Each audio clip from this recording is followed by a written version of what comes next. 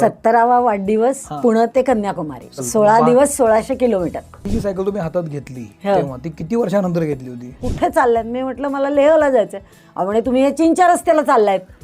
तुमच्या मुलाची रिॲक्शन काय होती जेव्हा त्याला कळलं का ही आपली अशी जातीय सायकलवर? म्हटलं आपण सायकलनी जाऊ, तू म्हणशील तिथे थांबू, कारण मी दमणारच नाहीये.